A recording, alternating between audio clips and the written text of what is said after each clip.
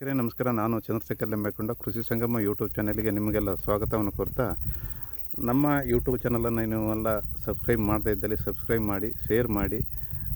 ನೀವೊಂದು ಸಣ್ಣ ಉತ್ತೇಜನ, ನನಗೆ ಅನೇಕ ವೈಜ್ಞಾನಿಕ ಮಾಹಿತಿಗಳನ್ನು ಹಾಕಲಿಕ್ಕೆ ಒಂದು ಅವಕಾಶ ಆಗುತ್ತೆ, ಉತ್ತೇಜನ ಆಗುತ್ತೆ ಹಾಗನ್ನುತ್ತಾ, ಇವತ್ತು ನಾವು ಅಲ್ಲಲ್ಲೇ ನಮ್ಮ ಕಾಫಿ ತೋಟದಲ್ಲಿ ಸಣ್ಣ ಸಣ್ಣ ಸಣ್ಣ ಸಣ್ಣ ಸಣ್ಣ ಹೂ ಬಂದಿದೆ. ಈ ಥರದೊಂದು ಹೂ ಬಂದಿದೆ. ಇದಕ್ಕೆ ಕಾರಣ ಏನು ಅಂತ ನೀವು ತಿಳ್ಕೊಬೋದು.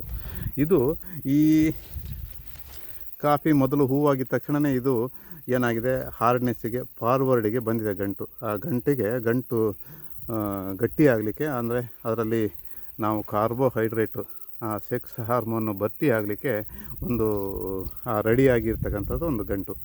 ಈ ಏನಾಗಿದೆ ಗೊತ್ತುಂಟು, ಇತ್ತೀಚಿನ ದಿವಸಗಳಲ್ಲಿ ನಮ್ಮ ತೋಟಕ್ಕೆ ನೀರು ಹಾಯಿಸೋದಾಗಲಿ, ನಾವು ಮಳೆ ಬರೋದಾಗಲಿ ತುಂಬ ಗ್ಯಾಪ್ ಆಗಿದೆ. ಈ ಸರಿ ಒಂದು 22 ದಿವಸ ಗ್ಯಾಪ್ ಆಗಿದೆ ನಮಗೆ.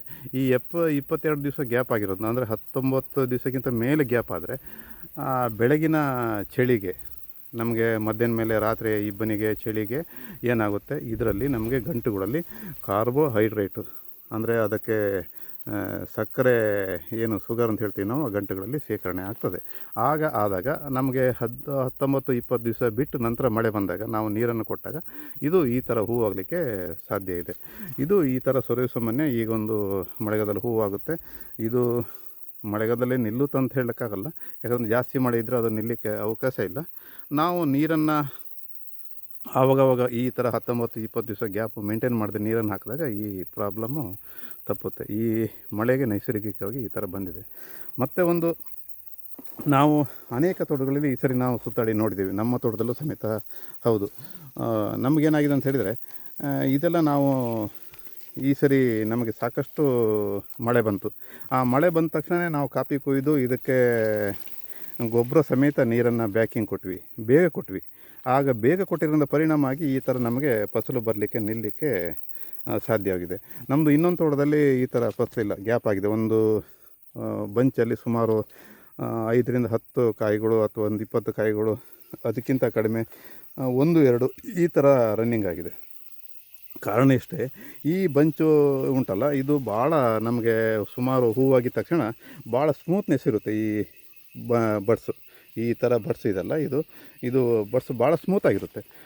ಮೆತ್ತಗೆ ಮೃದು ಇರೋದ್ರಿಂದ ನಮಗೇನಾಗುತ್ತೆ ಅಂತ ಹೇಳಿದರೆ, ಆಗಿನ ಟೈಮಲ್ಲಿ ನಾವು ನೀರನ್ನು ಮತ್ತು ಗೊಬ್ಬರವನ್ನು ಕೊಡಲಿಲ್ಲ ಅಂತಂದರೆ ಆವಾಗ ಏನಾಗ್ತದೆ, 12 ದಿವಸಕ್ಕೆ, ಈ ಸರಿ ಟೆಂಪ್ರೇಚರಿಗೆ 12 ದಿವಸಕ್ಕೆ 13 ದಿವಸಕ್ಕೆ ನಾವು ನೀರು ಕೊಡಬೇಕಾಗಿತ್ತು.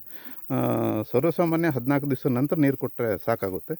ಈ 10-12 ದಿವಸಕ್ಕೆ ನೀರು ಕೊಡದೇ ಇರೋದ್ರಿಂದ ಇದು ಏನಾಗಿದೆ, ಈ ಬಡ್ಡು ಸಣ್ಣದು ಈ ದಂಟುಂಟಲ್ಲ, ಇದು ಅಲ್ಲೇ ಒಣಗಿ ವೀಕ್ನೆಸ್ ಆಗಿ ತುಂಬ ಕಡೆ ಉದುರಿದೆ.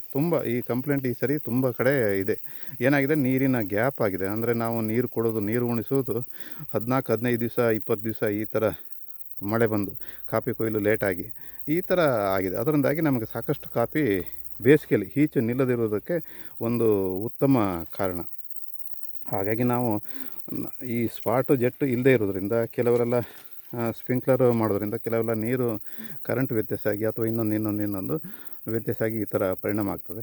ನಾವು ಆದಷ್ಟು ಹೂವಾಗಿದ್ದ ತಕ್ಷಣ ಸುಮಾರು ಟೆಂಪ್ರೇಚರ್ ನೋಡಿಕೊಂಡು, ಅಂದರೆ ಉಷ್ಣಾಂಶ ನೋಡಿಕೊಂಡು, ದಿನನಿತ್ಯದ ಉಷ್ಣಾಂಶ ನೋಡಿಕೊಂಡು 12, 10, 12, 13 ದಿವಸದ ಒಳಗಡೆ ನಾವು ನೀರು ಹೊಡೆದ್ರೆ ಈ ಥರದ ಸಮಸ್ಯೆಗಳನ್ನು ತಪ್ಪಿಸ್ಬೋದು. ಇದು ನಮ್ಮದು ಇಲ್ಲಿಯ ನಾವು ಇದನ್ನು ಬೇಗ 3 ರೌಂಡು 4 ರೌಂಡ್ ನಾವು ನೀರಾಗಿದೆ ಇದಕ್ಕೆ. ಇನ್ನೊಂದು ಕಡೆ ನಾವು ನೀರು ಕಡಿಮೆ ಆಗಿದೆ, ಹೊಡೆದಿದ್ದು ಕಡಿಮೆ ಆಗಿದೆ, ಅದರಲ್ಲಿ ಬಂಚಲ್ಲೂ ಕಾಫಿ ಸಮೇತ ತುಂಬ ಕಡಿಮೆ ಇದೆ. ಹಾಗಾಗಿ ಧನ್ಯವಾದಗಳು.